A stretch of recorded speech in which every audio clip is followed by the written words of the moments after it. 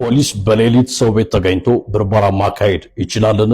ሰላም ደጉላው ነኝ። ሁላችሁም ይህንን ቪዲዮ ሼር፣ ኮፒ ሊንክ፣ ሪፖስት ዱት እያደረጋችሁ ዜጎች መብታቸውን እንዲያውቁ እንድታደርጉልኝ በማክበር ጠይቃለሁ። እንግዲህ መቆምና መራመዱን አልችልም።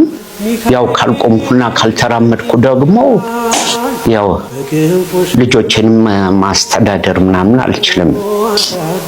ጤኔ በቋሚነት እስኪመለስ የታሰሩት የቴዲ አፍሮ የቅርብ ሰዎች ጉዳይ ምን አዲስ ነገር አለ? ብዙዎች ሰላም ውድ የተከበራችሁና የተወደዳችሁ የዚህ ቻናል ቤተሰቦች እንዴት ናችሁልኝ? ሰሞንኛ ወቅታዊ አነጋጋሪ የሆነ ጉዳዮችን ይዤላችሁ መጥቻለሁ። ታዲያ ቤተሰቦች ለቻናላችን አዲስ ከሆናችሁ ቻናላችን ሰብስክራይብ ምንለቃችሁን ደግሞ ቪዲዮዎች ላይክ ያደርጋችሁ አበረታቱኝ። ወደ ቪዲዮቹ ቤተሰቦች ዛሬ መጀመሪያ ማሰማችሁ ማሳያችሁ ቪዲዮ ምንድነው? በእጅግ በጣም ለዘመናት የኢትዮጵያን ሕዝብ በማሳቀቅ የሚታወቀው ኮሜዲያን ፍልፍሉ እጅግ በጣም ትልቅ ህመም ውስጥ እንዳለ ሁላችንም እናውቃለን። ታዲያ ሐኪም ቤቱ ድረስም አሮናይ ሄዶ እየጎበኘው ነበረ። እጅግ በጣም የተለያዩ ንግግሮችንም እየተናገረ ነበረ። እስኪ ደግሞ የፍልፍሉ ንግግሮችን ሰምተን እንመለስ። አሁን ቻሌንጅ ላስጀምርልህ እያሰብኩ ነው። እሺ፣ ለቤተሰቦችም እንዲሆን አንተም እረፍት እንድታገኝ ጥሩ ደረጃ ላይ እንዳለው እንድታውቅ ቻሌንጅ አስጀምራለሁ። እሺ እወድሃለሁ፣ በጣም አከብርሃለሁ። ወጥተህ ደግሞ ትልቅ ነገሮችን እንሰራለን አብረን። እሺ፣ ወጥቼ ካንተ ጋር ነው አባሮሽ የምጫወተው መጀመሪያ።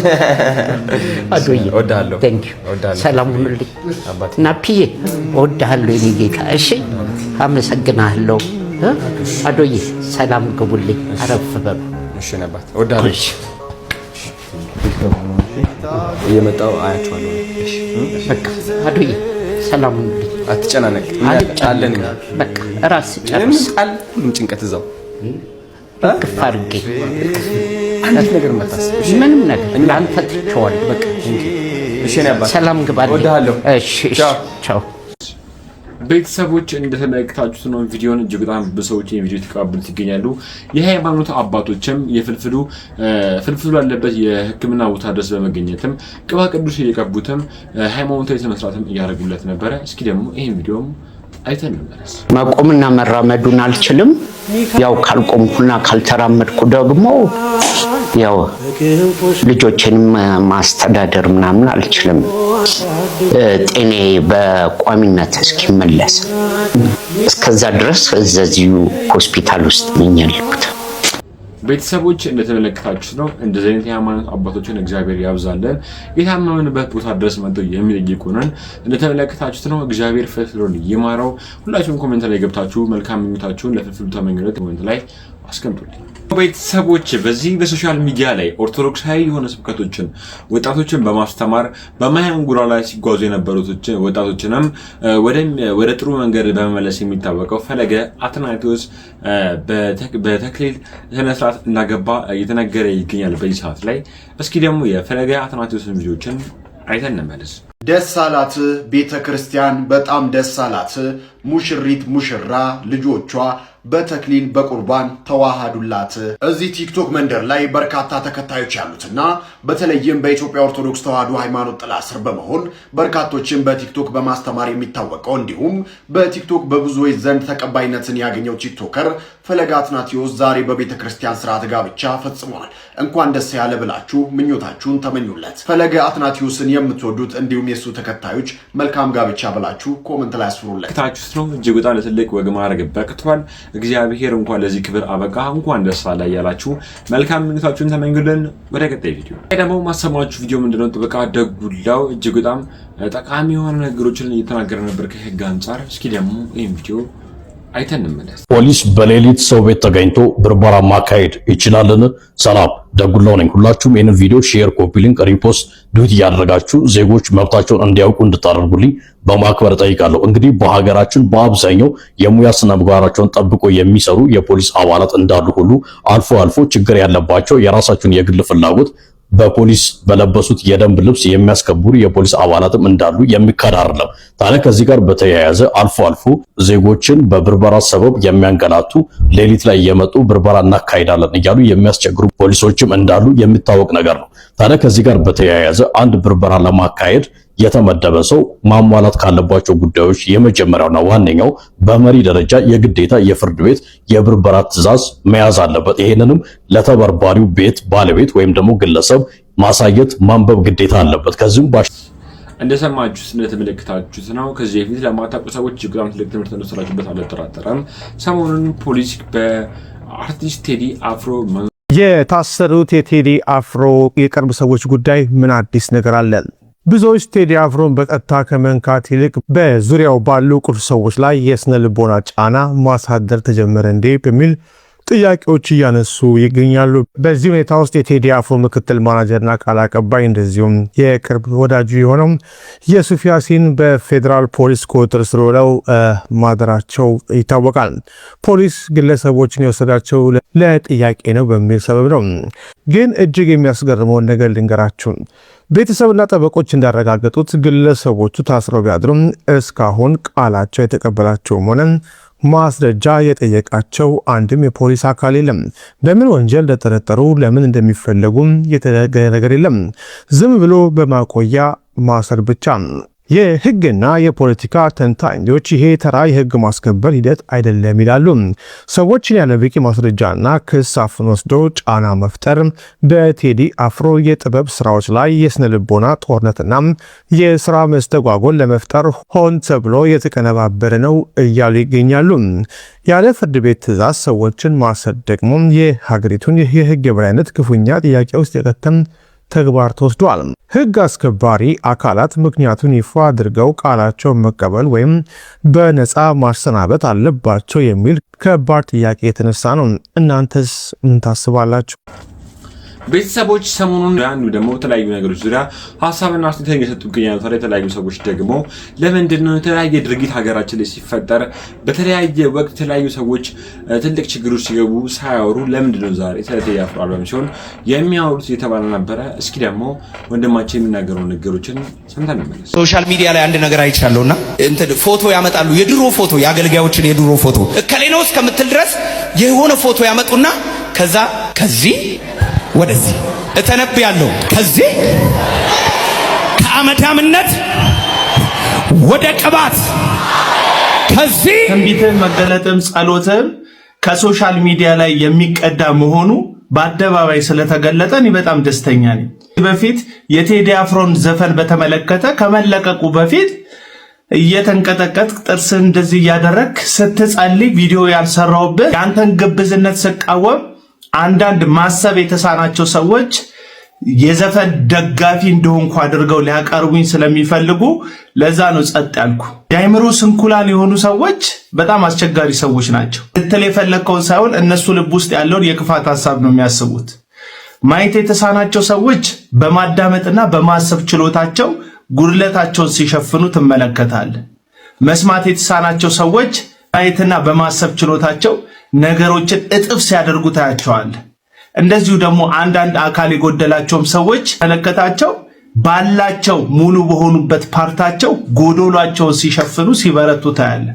አእምሮ ጎዶሎች ግን በጣም አስቸጋሪዎች ናቸው። ሙሉ እንደሆኑ ይሰማቸዋል፣ ግን ደሎ ክፍላቸው የአእምሮ ክፍልና ያስተሳሰብ ጥበት ስላለባቸው ነገሮችን በትክክል ለመረዳት ይቸገራሉ። ሐሳብ ስንሰጣቸው የማይገባቸው የእናንተ ተከታዮች የሚያስቸግሩት ጉድለታቸው ያስተሳሰብ ጉድለት ነው። ግልጽ በአደባባይ በፕሮቴስታንቱ መካከል የተሰገሰጉ እነኝን የመሰሉ ሐሰተኛ ነቢያቶች ጋር እግዚአብሔር እንደሌለ ጊዜ ሊያሳየን ፈልጓል። ለምሳሌ የኮሮና ወቅት ላይ ኮሮና በዚህና በዚህ ጊዜ ይጠፋል ሲሉ ተንብየው ትንቢታቸው ውሸት እንደሆነ እግዚአብሔር እንዳልነገራቸው በአደባባይ የተሰጡ ሰዎች አሉ። አንዱ እስራኤል ዳንሳ ነው።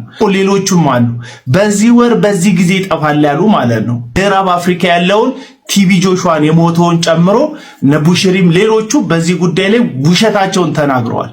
አሁንም ግን በኢትዮጵያ የሚገኘው የፕሮቴስታንት ምዕመን ሁሉም ባይሆንም አብዛኛውን ግን እነዚህ ሐሰተኛ ነቢያቶች ይከተላቸዋል፣ ሱራፌልን ጭምር ማለት ነው። ነገር ግን እነዚህ ሐሰተኛ ነቢያቶች አሁንም የምነግራችሁ ደጋግሜ ትንቢቶቻቸው የሚቀዱት ከናንተ ፍላጎት ነው እንጂ ከእግዚአብሔር የልብ ሐሳብ አይደለም። እግዚአብሔር አይሰማቸውም እነዚህን ሰዎች። ባለፈው አይታችኋል። የቴዲ አፍሮ አልበም ከመውጣቱ በፊት እጅግ በጣም በቃ ግብዝነት በተሞላው መልኩ በአደባባይ ወጥቶ ነቢይ ሱራፌል እያለ ራሱን የሚጠራው ሐሰተኛው ግለሰብ ሲጸልይ ነበር። ጸሎቱንም ደግሞ የጸለየው በዚህ ዘፈን ምክንያት በትውልዱ ላይ የሚመጣ ጠንቅ ኖሮ ከዛ ደግሞ እሱ አሳስቦት በዘፈን ምክንያት ከሚመጣ አመጽና ተንኮል ለመጠበቅ ሳይሆን ቴዲ አፍሮ ቤተሰቦች በነገራችን ላይ ቪዲዮ እንደተመለከታችሁት ነው አቤል አቡናም የፕሮቴስታንት እምነት ተከታይ ነው፣ ግን የማይሆን ድርጊት ያደርጋሉ ብሎ የሚያስባቸው ሰዎች ነበረ እነዚህን ነገሮች ሲናገርባቸው የነበረው። እናንተስ ይሄን ንግግሮችን እንዴት አገኛችሁት? የተሰማችሁን አስተያየት ኮሜንት ላይ አስቀምጡ። ቪዲዮ ምንድነው አውንታ በርሲሳን ብላችሁ ታውቃላችሁ ተስፋ አድርጋለሁኝ። በፊንቴክ ኢንቨስትመንት ዙሪያ እጅግ በጣም ትላልቅ ሚኒስትሮችን ሲያጋለጥ በስተመጨረሻም ፍርድ ቤት እንዲቀርቡ ያደረጋቸው ትልቅ አስተዋጽኦ ያደረገው አውንታ በርሲሳን ብላችሁ ታውቃላችሁ ተስፋ አድርጋለሁ። ታዲያ ሰሞኑን ደግሞ እጅግ በጣም ደስ የሚል ንግግሮችን እየተናገረ ይገኛል። እስኪ ደግሞ የአውንታ በርሲሳን ንግግርንም ሰምተን እንመለስ። ነጭ ሸሚዝ በቀይ ከረባት የሚያደርጉ ሆድና እድሜያቸው ገፋ ገፋ ያለ ጸጉራቸው ገብሳማ ካፋቸው ቃል ሲያወጡ የሚጠነቀቁ ሰብሰብ ብለው ኑና ብሉ ናይል አክሲዮን ማህበር የተባለ ድርጅትና አቋቁም ኢትዮጵያውያን ብራችሁን ወዲህ በሉ ሲሉ ነበር። ሰጠናቸው ሳይለንሰር እንደተገጠመለት ሽጉጥ። ይኖሩ ይሙቱ ይተኮሱ ይክሸፉ የሚታወቅ ነገር የለም። ብሉ ናይል ሆይ ካላህ ቤት በል ትጠራለህ። ኢትዮጵያ ውስጥ እንግዲህ ብዙ አክሲዮን ማህበሮች ሲቋቋሙ ተጮሁ ነው የተጋነነ ማስታወቂያ የተጋነነ ስከሳ የነበረባቸው ናቸው። አንዱ ብሉ ናይል ነው። ይኑር ይሙት ይቀበር ይዳን የሚታወቅ ነገር የለም። ሌላኛው ሀበሻ ሲሚንቶ በእንደዚህ አይነት ኑና ኢትዮጵያውያን ሆይ ሀገራችንን በሲሚንቶ ሴክተሩ የሆነ ደረጃ እናድርሳት፣ በጋራም በልጽግ፣ በጋራ ሀገራችንን እንገንባ አሉ። ብር ለቀሙ። ስለመኖር ስለመሞታቸው እኛ አይደለንም ባለ አክሲዮኖቹም አያውቁ። አንዲት ቀን ጠርቶ አትርፍ ያለሁ ወይም ከስር ያለሁ ወይን ሞች ያለው ወይን ተቀብር ያለው አላለም። ወሊፍ ትራንስፖርት የትራንስፖርት ሴክተሩን ከፍ እናደርገዋለን ኑ በጋራ እንስራ ስትሉም ነበር። ብር ለቀማችሁ ትሞቱ ትኖሩ ትጥፉ የሚታወቅ ነገር የለም። 4-5 መኪኖች ገዝታችሁ ነበር አይተናል። ነገር ግን አንድ ቀን ኢንካም ስቴትመንታችሁን ባላንስ ሽታችሁን አላሳያችሁንም እያሉ ነው ስቶክሆልደሮቹ። ስለዚህ ካላችሁ አቤት በሉ። እነዚህ ድርጅቶች ሲቋቋሙ ጮኸው ነበር የተቋቋሙት። ቢዝነስ ሲመራ ጥልቅ ዲሲፕሊን ያስፈልጋል። በዛ ዲሲፕሊን ውስጥ አንዱ ሌብነት ነው። ድርጅት ሳይቋቋም ከርስን ማቋቋም ከተጀመረ ያ ድርጅት መጥፋቱ አይቀርም። ስለዚህ እነዚህ አሁን የጠራዋችሁ 3 ድርጅቶች ብሉ ናይል፣ ሀበሻ ሲሚንቶ፣ ወሊፍ ትራንስፖርት ባለ አክሲዮኖቹ እየጠበቋችሁ ነው። አንድ ነገር በሏቸው እየጠሯቸው። እንደሰማችሁት ነው ቤተሰቦች አውንታ ሲናገር የነበረው ንግግር ለሁላችንም ትምህርት ይሆናል ብዬ አስባለሁ። በቀጣይ ማሰማችሁ መረጃ ምንድነው? ሰመረ ባሪያው እጅግ በጣም አስገራሚ የሆነ ነገሮች ላይ ሀሳብና አስተያየት እየሰጠ ነበረ። ብዙ ሰዎችም የተነጋገሩበትን ሀሳብ የሰጡበት ቪዲዮ ነው። እስኪ ደግሞ ይሄን ቪዲዮ አይተን እንመለስ። እኔ እንደታስጠናኝ ቀጠረልኝ። ቤቷ ደግሞ ትንሽዬ ቤት ናት። ከኛ ቤት የጠባብ ቤት ነው። ስለዚህ ያለው አንድ ፍራሽና አንድ አልጋ ብቻ ነው ያላት። እና በጣም ደስ ይለኛል። በቃ እኔ ትምህርት ቤቱን የራሱ እሷን ነው ማስበው። በቃ ከምታስጠናኝ ይቀር ጠርማ በጣም ደስ ይለኛል። ጠርማን በቃ አካላቷን ምናምን ነው ማየው። እሺ ከዛስ እንዴት ነው ወደ ፍቅር ግንኙነት የተቀየረው? ነገር እሷ ቤት ለማጥናት ሄድኩኝ። በጣም ኃይለኛ ጎርፍ ኃይለኛ ዝናብ በረዶ ነው ዝናብ ጣለ። በቃ ዛሬማ እዚህ ቤት ነው የምታድረው ያለች። የምርሽ ነው ስላት አዎ በቃ ዛሬ ዘንቧል እዚህ ነው የምታድረው። እኔም ፍራሽን ያስተኛችኝ እሷ አልጋ ላይ ነበር የተኛችው ማለት ነው። በቃ እኔ አላስቻለኝም አልቻልኩ። የውሸት አይደለም ማለት መታወራ እውነትን ነው። እንዴት ቀልድሻለሁ? እዚህ ላይ ብዙ ሰው ነው የሚያየኝ። እንዴት ወንሳት ቀልዳለሁ? እንዴት ልቀልድ እችላለሁ? ከኔ ያረገዘችው እሷም ነግራኛለች። ከሱ ጋር የነበረው ነገር ተፈጥሯል፣ ግን ይሄ እኔን ሊያስረግዝ አይችልም። በቃ ተፈጠረ። ለተፈጠረው ነገር ይቅርታ አልኩት እኮ በቃ ለሚሰማው ነገር ይቅርታ። በዛ ግንኙነት ምን ያህል ጊዜ ነበር የቆያችሁት? ከሱ ጋር ነው የምትይ? አዎ 2 ቀን 3 ቀን ነው እኮ ሌላ ነገር አይደለም። ትጂጂ አራንቺ ብዬው ትምህርቴን መቋቋርጫለሁ። ለምን ትምህርቴን ማንጀምርም? ለምን ትምህርቴን አልጀምርም? አዳምጠኛለህ። ትጂጂ ያዝበል። አዳምጠኛ እንዴ እኔ አስተማሪ ነኝ፣ አንተ ተማሪ ነህ አይደል? ልጁ ያንተ አይደለም፣ ካንተ አይደለም ያረገዝኩት። አንተ ማስረገዝ አትችልም። ልጅ እኮ ነግሬያችኋለሁ። ትምጣ እሺ እናኖራታለን። ልጁ ይምጣ፣ እሷም ትምጣ እናኖራታለን እኮ ብለዋል። አረ ትጂዬ በእናትህ ይሻላል። ያንተ ቤተሰቦች ናቸው። አቶ ተሾመ ያ ከይሴ አባት ነው ትምጣ ያለው። አንተ ጻን ማስረገዝ አትችልም። ፔሬድ አስረግጬ ነገርኩ። በቃ ከዚህ በኋላ አትለፍልፍብኝ። አረ ትጂዬ አረ በእናትህ አንቺ ውስጥ ነው የከተትሽኝ እንደናስተሪ ይኸውልሽ እኔ ተነጋግራችሁ እንድትፈቱ ነው የፈለኩት። ምን ይፈታል? የታሰረ ነገር ነው። ይሄ ልጅው ማስረገዝ የሚችል ይመስልሻል? ተሾመም አባቴም ተሾመም እናቴም ሁሉም እኮ ትምጣ እኮ አንተ ቤተሰቦች እዛ ቆሻሾች ደግሞ አባታ አብሶ በጣም ባለጌና የወደቀ ሰው እኮ ነው። አድምጠኛው ናት። ዝም ብለህ ትትይ አትበል። እኔ የምነግርህን አስረግጠህ ወቅ። እኔ ያረገዝኩት ካንተ አይደለም። በ2 ቀን በ3 ቀን ግንኙነት እኮ የኔ ጌታ ቤቢ አንተ ህፃን ልጅ ነህ። ማስረገዝ አትችልም። እሺ ይሄን አርፈ ተቀበለ ቁጭ በል። እኔ ያረገዝኩ ወንድምህን ነው። ይሄ ያቶ ተሾመ ልጅ ነው። ጉድ የሰራን ያ ከይሴ አባትን ብዙ ሰዎች ልካችሁልኛል ቪዲዮውን። በነገራችን ላይ የተውኩት ሁሉ መስሏችሁ ነበር። አንዳንድ ጊዜ እኔ አውቄ ነው ባይዘወይ እንትኑ ንፋሱ እስኪበርድ ድረስ ነው አቧራው።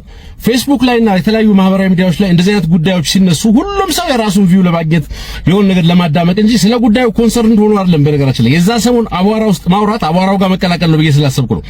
በነገራችን ላይ በጣም አሳፋሪነቱ በየቀኑ ሳየው ራሱ የመጨረሻ የሚያመኝ ነው ማለት የቀሩን ትንሽ ነገሮች ናቸው። አሁን የህፃናት መብት ቀርቶናል፣ ትልልቅ ሰዎችን ማክበር ቀርቶናል።